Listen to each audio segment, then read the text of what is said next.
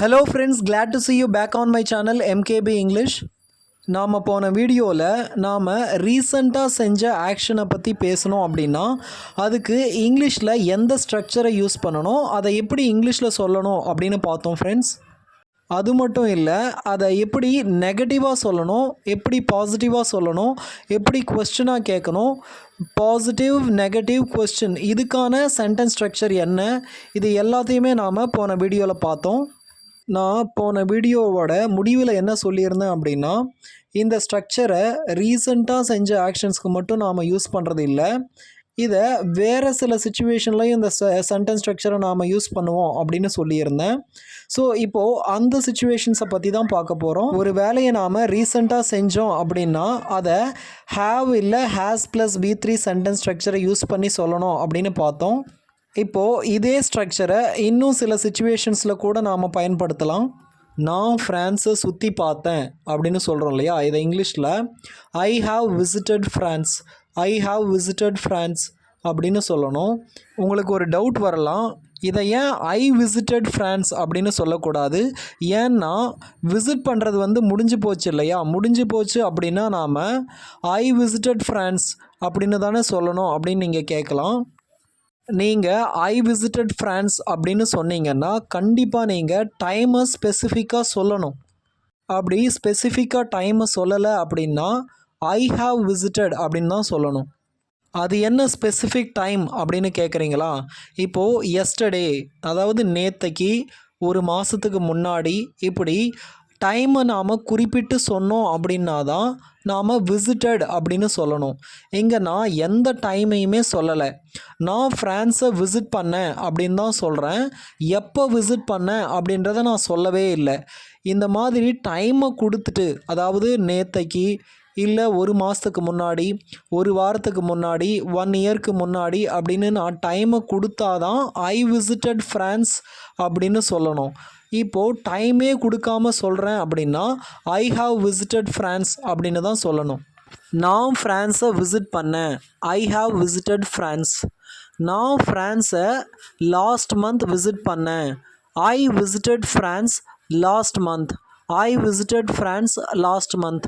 எங்கே last month அப்படின்னு specify பண்ணதுனால நான் ஐ விசிட்டட் அப்படின்னு சொன்னேன். ஆனால் முதல் சென்டென்ஸில் நான் டைமையே கொடுக்கல, எப்போ விசிட் பண்ணேன் அப்படின்னு சொல்லலை, அதனால் ஐ ஹாவ் விசிட்டட் அப்படின்னு சொன்னேன். இப்போது இது வரைக்கும் நாம் 2 சுச்சுவேஷன்ஸை பார்த்துருக்கோம் ஃப்ரெண்ட்ஸ். ஒரு செயல் நாம் ரீசெண்டாக பண்ணியிருக்கோம், அது முடிஞ்சிருச்சு. ஆனால் ரீசெண்டாக முடிஞ்சுது, நேற்றைக்கோ அதுக்கு முந்தின நாளோ இல்லை கொஞ்ச நேரத்துக்கு முன்னாடியோ அது முடிஞ்சுது. ஆனால் அந்த செயலினுடைய தாக்கம் இன்னும் ப்ரெசண்ட்டில் இருக்குது அப்படின்னா, இப்போ கூட இருக்குது அப்படின்னா, நாம் அந்த ரீசெண்ட் ஆக்ஷன்ஸை பற்றி பேசுகிறதுக்கு இந்த ஸ்ட்ரக்சரை யூஸ் பண்ணுவோம். இப்போ நாம் 2ஆவதாக பார்த்த சுச்சுவேஷன் என்ன அப்படின்னு கேட்டிங்கன்னா, ஒரு செயல் நடந்து முடிஞ்சிருச்சு, ஆனால் அது எப்போ நடந்தது அப்படின்னு நாம் தெரியப்படுத்துகிற மாதிரி டைமை கொடுக்கல அப்படின்னா இந்த சென்டென்ஸ் ஸ்ட்ரக்சரை யூஸ் பண்ணணும். அவனுடைய மாமியார் வீட்டுக்கு போய் வந்தான் அப்படின்னு சொல்லுவோம் இல்லையா, இதை இங்கிலீஷில் he has been to his mother in law's house, he has been to his mother in law's house அப்படின்னு சொல்லலாம். இங்கே உங்களுக்கு ஒரு சந்தேகம் வரலாம், நாம் போகிறத, ஒரு இடத்துக்கு போகிறத கோ அப்படின்னு சொல்லுவோம்.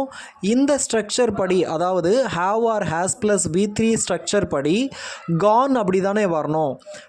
Have plus has plus V3.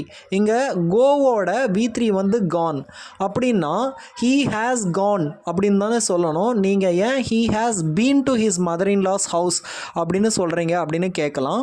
இப்போ அவர் மாமியார் வீட்டுக்கு போயிட்டு அங்கேயே இருக்காரு அப்படின்னா ஹீ ஹாஸ் கான், இன்னமும் அங்கேயே தான் இருக்காரு. அவர் திரும்ப வந்துட்டாரு அப்படின்னா ஹீ ஹாஸ் பீன்.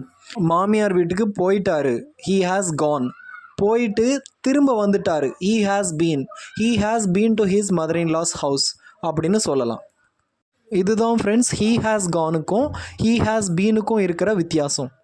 ஒரு செயல் முடிஞ்சிருச்சு, என்னதான் அந்த செயல் முடிஞ்சிருந்தாலும் அந்த செயலோட ஏதோ ஒரு கனெக்ஷன் ஏதோ ஒரு தொடர்ச்சி இப்போவும் கூட இருக்குது அப்படின்னா நாம் இந்த ஸ்ட்ரக்சர் தான் யூஸ் பண்ணுவோம். அதாவது ஹாவ் இல்லை ஹேஸ் ப்ளஸ் V3 ஸ்ட்ரக்சர் தான் யூஸ் பண்ணுவோம். இதுக்கு ஒரு எக்ஸாம்பிள் பார்த்தோம் அப்படின்னா, நான் எக்ஸாம் எழுதிட்டேன். இதை எப்படி இங்கிலீஷில் சொல்லுவோம் அப்படின்னா, எக்ஸாம் எழுதுறது வந்து முடிஞ்சு போச்சு. I have written the exam. I have written the exam அப்படின்னு சொல்லலாம். இங்கே என்னதான் எக்ஸாம் எழுதி முடிச்சிருந்தாலும் அதோட தொடர்ச்சி இன்னமும் இருக்குது. எப்படி இருக்குது அப்படின்னு கேட்டிங்கன்னா, நான் எக்ஸாமை முடிச்சிட்டேன், ஆனால் ரிசல்ட்டுக்காக வெயிட் பண்ணிகிட்ருக்கேன், ரிசல்ட் இன்னும் வரல.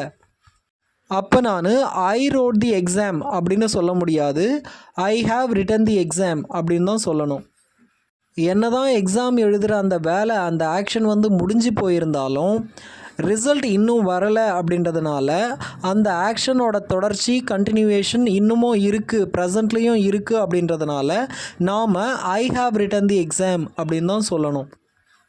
இதுவே ரிசல்ட்டும் வந்துருச்சு, எக்ஸாமும் முடிச்சிட்டோம், இப்போது அந்த எக்ஸாமுக்கும் நமக்கும் எந்த சம்மந்தமும் இல்லை அப்படின்னா I wrote the exam. I wrote the exam last year அப்படின்னு சொல்லலாம். இந்த லாஸ்ட் இயர், எஸ்டர்டே அப்படின்னு கொடுக்குற இந்த டைம் எக்ஸ்ப்ரெஷன் முக்கியமானது. நீங்கள் ஐ ரோட் அப்படின்னு சொன்னீங்கன்னா நீங்கள் கண்டிப்பாக டைம் எக்ஸ்ப்ரெஷனை கொடுக்கணும். சரி, இப்போது இந்த சென்டென்ஸ் ஸ்ட்ரக்சரில் யூஸ் பண்ணுற சில கீவேர்ட்ஸ் என்ன அப்படின்றத பார்க்கலாம். இந்த கீவேர்ட்ஸை அதிகமாக இந்த ஸ்ட்ரக்சரில் யூஸ் பண்ணுவோம், அதனால் இதை பற்றி இப்போ தெரிஞ்சுக்கலாம். இந்த ஜஸ்ட், ஆல்ரெடி இந்த கீவேர்ட்ஸு கவனிங்க. இந்த கீவேர்ட்ஸ் வந்தது அப்படின்னா, ஒரு சென்டென்ஸில் வந்தது அப்படின்னா அது அந்த சென்டென்ஸ் இந்த ஸ்ட்ரக்சரில் தான் இருக்கும். எந்த ஸ்ட்ரக்சர் அப்படின்னா ஹேவ் இல்லை ஹேஸ் ப்ளஸ் V3 ஸ்ட்ரக்சரில் தான் இருக்கும். இங்கே எக்ஸாம்பிளை கொடுத்துருக்கேன், அதை கவனிங்க. I have just finish my homework. I have just finish my homework. நான் இப்போ தான் என் ஹோம்ஒர்க்கை கம்ப்ளீட் பண்ணேன். இங்கே ஜஸ்ட் அப்படின்றது கீவேர்டு. இதை நாம் எங்கே யூஸ் பண்ணுவோம் அப்படின்னா, இப்போ தான், ஒரு வேலையை இப்போ தான் செஞ்சேன் அப்படின்னு சொல்கிறப்போ யூஸ் பண்ணுவோம். அதாவது ரீசெண்ட் ஆக்ஷனை சொல்கிறப்போ யூஸ் பண்ணுவோம். அதனால தான் இங்கே ஹாவ் ப்ளஸ் V3 யூஸ் பண்ணியிருக்கேன்.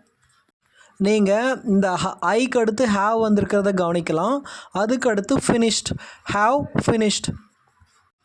ஸோ ஸ்ட்ரக்சர் படி ஹாவ் ப்ளஸ் V3 வரணும் இல்லையா? இங்கே ஹாவ் வந்திருக்கு, V3 ஃபினிஷ்ட். நீங்கள் ஜஸ்ட்டை அதுக்கு இடையில் யூஸ் பண்ணிக்கலாம். இப்போது அடுத்த கீவேர்டு என்ன அப்படின்னா ஆல்ரெடி. ஆல்ரெடி அப்படின்னா ஏற்கனவே அப்படின்னு அர்த்தம். She has already scene that movie. அவள் ஏற்கனவே அந்த மூவியை பார்த்துட்டா அப்படின்னு அர்த்தம். நாம் எதிர்பார்க்குற டைமுக்கு முன்னாடியே ஒரு விஷயத்தை முடிக்கிறோம் அப்படின்னா நாம் ஆல்ரெடியை யூஸ் பண்ணலாம். ஆல்ரெடியை யூஸ் பண்ணுறப்போ இந்த சென்டென்ஸ் ஸ்ட்ரக்சரை யூஸ் பண்ணணும். அது என்னென்னா ஹேவ் இல்லை ஹேஸ் ப்ளஸ் V3. இங்கே ஷீ ஹேஸ்க்கு அடுத்து சீனை யூஸ் பண்ணியிருக்கேன். See, saw, seen. Seen V3. So has plus V3 இங்கே சரியாக போயிடுச்சு. இங்கே ஏன் ஹேவை யூஸ் பண்ணாமல் ஹேஸை யூஸ் பண்ணேன் அப்படின்னா, ஐ, யூ, வி, தே இது வந்தது அப்படின்னா ஹேவை யூஸ் பண்ணணும். அதனால தான் முதல் சென்டென்ஸ்க்கு ஐக்கு அடுத்து ஹேவை யூஸ் பண்ணணும். ஹீ, ஷீ, இட் இது வந்தது அப்படின்னா இந்த ப்ரொனவுனுக்கு அடுத்து ஹேஸை யூஸ் பண்ணணும். அதனால தான் ஷீக்கு அடுத்து ஹேஸை யூஸ் பண்ணியிருக்கேன். இந்த ஆல்ரெடி அப்படின்ற கீவேர்டை நீங்கள் ஹேஸ்க்கும் V3க்கும் நடுவில் நீங்கள் போட்டுக்கலாம். இப்போது அடுத்த கீவேர்ட்ஸை பார்க்கலாம் ஃப்ரெண்ட்ஸ். அடுத்த கீவேர்டு என்ன அப்படின்னா எட். இந்த எட் அப்படின்ற வேர்டு நாம் ஏற்கனவே ஆல்ரெடி அப்படின்ற வேர்டை எங்கே யூஸ் பண்ணணும் அப்படின்னு பார்த்தோம் இல்லையா? அதுக்கு குவைட் ஆப்போசிட் தான் இந்த எட் அப்படின்ற வேர்டு. ஆல்ரெடியை நாம் எங்கே யூஸ் பண்ணுவோம் அப்படின்னா, நாம் எதிர்பார்த்த டைமுக்கு முன்னாடியே ஒரு விஷயம் நடந்து போச்சு அப்படின்னா ஆல்ரெடி. எதிர்பார்த்த டைமுக்கு அப்புறமும் கூட நடக்கவே இல்லை அப்படின்னா எட். சிம்பிளாக சொல்கிறேன் பாருங்கள். ஒருத்தர் 11 மணிக்கு வர சொன்னோம், அவர் 10 மணிக்கே வந்துட்டார் அப்படின்னா ஆல்ரெடி. 11 மணிக்கு வர சொன்னோம், ஆனால் 12 மணி ஆயும் அவர் வரவே இல்லை அப்படின்னா எட். நீ இன்னும் சாப்பிடவே இல்லையா? நாம் எதிர்பார்த்த டைமுக்கு அப்புறமும் கூட அவர் சாப்பிடவே இல்லை அப்படின்னா நாம் என்ன கேட்கலாம் அப்படின்னா, நீ இன்னும் சாப்பிடவே இல்லையா அப்படின்னு கேட்போம் இல்லையா? இதை இங்கிலீஷில் haven't you eaten it, haven't you eaten it அப்படின்னு கேட்கலாம். அவன் இன்னும் கால் பண்ணவே இல்லை, he hasn't call it, he hasn't call it அப்படின்னு சொல்லலாம். எங்கேயும் நான் கவனிங்க, ஹாவுக்கு அடுத்து ஈட்டன் அப்படின்ற V3யை யூஸ் பண்ணியிருக்கேன், ஹேஸ்க்கு அடுத்து கால்டு அப்படின்ற V3யை யூஸ் பண்ணியிருக்கேன். ஒரு விஷயத்தை நல்லா ஞாபகம் வச்சுக்கோங்க, இந்த எட் அப்படின்றத ஒன்று கொஸ்டினில் யூஸ் பண்ணணும், இல்லைன்னா நெகட்டிவ் சென்டென்ஸில் யூஸ் பண்ணணும். பாசிட்டிவ் சென்டென்ஸில் மட்டும் யூஸ் பண்ணக்கூடாது. இப்போது அடுத்த கீவேர்டை பார்க்கலாம் ஃப்ரெண்ட்ஸ். அடுத்த கீவேர்டு என்ன அப்படின்னா எவர். எவர். இந்த எவர் அப்படின்ற வேர்டை எந்த சுச்சுவேஷனில் யூஸ் பண்ணலாம் அப்படின்னா, இப்போது ஒருத்தருடைய ஒட்டுமொத்த வாழ்க்கையில் ஏதோ ஒரு சமயத்தில் ஏதோ ஒரு விஷயத்தை வந்து அவர் எக்ஸ்பீரியன்ஸ் பண்ணியிருப்பார், ஏதோ ஒரு இவெண்ட்டை வந்து அவர் வந்து எக்ஸ்பீரியன்ஸ் பண்ணியிருப்பார். ஒருத்தரோட லைஃப் எக்ஸ்பீரியன்ஸை பற்றி நாம் கேள்வி கேட்கும்போது இந்த எவோ அப்படின்ற வேர்டை யூஸ் பண்ணலாம். இப்போது ஃபார் எக்ஸாம்பிள், நீ வந்து ஃப்ரான்ஸுக்கு போயிருந்தியா அப்படின்னு அவரோட எக்ஸ்பீரியன்ஸை ஃப்ரான்ஸில் அவரோட எக்ஸ்பீரியன்ஸை பற்றி கேட்குறதுனால நாம் இங்கே எவோ அப்படின்ற வேர்டை யூஸ் பண்ணலாம். ஒரு விஷயத்தை ஞாபகம் வச்சுக்கோங்க, எவோ அப்படின்ற வேர்டை கொஸ்டினில் மட்டும்தான் நம்மளால் கேட்க முடியும், கொஸ்டினில் மட்டும்தான் நம்மளால் யூஸ் பண்ண முடியும்.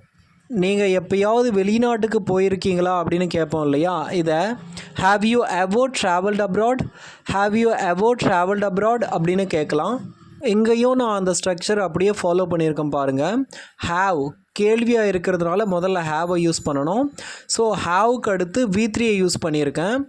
V3 என்ன அப்படின்னா ட்ராவல்டு. ஹாவ் யூ ட்ராவல்டு, இங்கே ஹாவ் ப்ளஸ் V3 ட்ராவல்டு அப்படின்ற ஸ்ட்ரக்சரை யூஸ் பண்ணியிருக்கேன். இந்த ஸ்ட்ரக்சரை நான் இங்கே ஏன் யூஸ் பண்ணியிருக்கேன் அப்படின்னா, எவர் அப்படின்ற கீவேர்டை யூஸ் பண்ணுறதுனாலையும் அதே மாதிரி நம்மளோட லைஃப் எக்ஸ்பீரியன்ஸை பற்றி பேசும்போது இந்த ஸ்ட்ரக்சரை தான் நாம் யூஸ் பண்ணணும். இப்போது அடுத்த கீவேர்டை பார்க்கலாம். அடுத்த கீவேர்டு என்ன அப்படின்னா நெவோ. நெவோ நெவோ அப்படின்ற வேர்டை எங்கே யூஸ் பண்ணுவோம் அப்படின்னா, நாம் நம்மளோட லைஃப்பில் இது வரைக்கும் நடக்கலை அப்படின்னு சொல்லும்போது நாம் நெவோ அப்படின்ற வேர்டை யூஸ் பண்ணுவோம். நெவோ அப்படின்ற கீவேர்டை நாம் எங்கே யூஸ் பண்ணுறோமோ அங்கே நாம் இந்த have or has plus V3 ஸ்ட்ரக்சரை யூஸ் பண்ணலாம். நான் இது வரைக்கும் பிரியாணி சாப்பிட்டதே இல்லை, ட்ரை பண்ணதே இல்லை அப்படின்னா I have never tried biryani, I have never tried biryani அப்படின்னு சொல்லலாம். இங்கே நான் ஐ அப்படின்ற ப்ரொனவுன் வந்ததுனால ஐயு விதைக்கு ஹாவை யூஸ் பண்ணுவோம். ஐ வந்ததுனால ஹாவை யூஸ் பண்ணேன். ஹாவுக்கு அடுத்து ட்ரைடு அப்படின்ற V3 யூஸ் பண்ணியிருக்கேன். ட்ரைடு V3 யூஸ் பண்ணியிருக்கேன். இது ரெண்டுத்துக்கும் நடுவில் நெவர் அப்படின்ற கீவேர்டை யூஸ் பண்ணியிருக்கேன். நெவோ அப்படின்னா இது வரைக்கும் ஒரு விஷயத்தை நாம் செய்யவே இல்லை அப்படின்னு அர்த்தம். இப்போது அடுத்த கீவேர்டுக்கு வருவோம். அது என்னென்னா ரீசன்ட்லி அப்படின்னா நமக்கு எல்லாருக்குமே தெரிஞ்சது தான். ஏன்னா நம்ம அதை என்ன தான் தமிழ்லேயே பேசினாலும் ரீசன்ட்லி அப்படின்ற வேர்டு நாம் அடிக்கடி யூஸ் பண்ணுறோம். ரீசன்ட்லி அப்படின்னா சமீப காலத்தில், அது நேற்றுக்காக இருக்கலாம், இல்லை கொஞ்ச நாளைக்கு முன்னாடியாக இருக்கலாம். ஸோ ரீசன்ட்லி அப்படின்ற கீவேர்டு எங்கெல்லாம் நாம் யூஸ் பண்ணுறோமோ அங்கெல்லாம் இங்கே இந்த have or has plus V3 ஸ்ட்ரக்சரை யூஸ் பண்ணணும். அவங்க இப்போ தான் புது வீட்டுக்கு போனாங்க அப்படின்னு சொல்கிறோம் இல்லையா, இதை இங்கிலீஷில் they have recently move to a new house, they have recently move to a new house அப்படின்னு சொல்லலாம். இங்கே ரீசன்ட்லி அப்படின்னா எப்போவோ நடக்காமல் இப்போது சமீப காலமாக நடந்த ஒரு விஷயம் அப்படின்னு அர்த்தம். இப்போது அடுத்த கீவேர்டை பார்க்கலாம் ஃப்ரெண்ட்ஸ். எங்கே எல்லாம் திஸ் அப்படின்ற வேர்டு வருதோ, அதாவது this week, this month, this year, இந்த மாதிரி எங்கெல்லாம் வருதோ திஸ்ன்னு வந்தாவே இல்லை, திஸ்ஸு கூட இந்த டைம் எக்ஸ்ப்ரெஷனும் வரணும். This week, this month, this year, this morning, இது மாதிரி வந்தது அப்படின்னா நாம் கண்டிப்பாக இந்த have or has plus V3 ஸ்ட்ரக்சரை யூஸ் பண்ணணும். நான் இந்த மாதம் 3 புக்ஸ் படித்தேன் அப்படின்றத இங்கிலீஷில் I have read 3 books this month, I have read 3 books this month அப்படின்னு சொல்லலாம். இங்கே திஸ் மந்த் அப்படின்னு வந்ததுனால நான் have plus V3, have or has plus V3 ஸ்ட்ரக்சரை யூஸ் பண்ணியிருக்கேன். இங்கே ஹாவுக்கு அடுத்து நான் ரெட் அப்படின்ற V3 யூஸ் பண்ணியிருக்கேன். ரெட் அப்படின்ற V3 யூஸ் பண்ணியிருக்கேன். அவ்வளோதான் ஃப்ரெண்ட்ஸ். நாம் என்ன பார்த்துருக்கோம் அப்படின்னா, இந்த have R has plus V3 ஸ்ட்ரக்சரை எந்த சுச்சுவேஷன்லலாம் யூஸ் பண்ணணும் அப்படின்னு பார்த்தோம். எந்த கீவேர்ட்ஸ் வந்தால் நாம் இந்த ஸ்ட்ரக்சரை யூஸ் பண்ணணும் அப்படின்னு பார்த்துருக்கோம் ஃப்ரெண்ட்ஸ். இந்த வீடியோ உங்களுக்கு ரொம்ப யூஸ்ஃபுல்லாக இருந்திருக்கும்னு நினைக்கிறேன். இந்த வீடியோ உங்களுக்கு பிடிச்சிருந்ததுன்னா லைக் பண்ணுங்கள் ஃப்ரெண்ட்ஸ். மறக்காமல் என்னோடய சேனலுக்கு சப்ஸ்கிரைப் பண்ணுங்கள். தேங்க்யூ.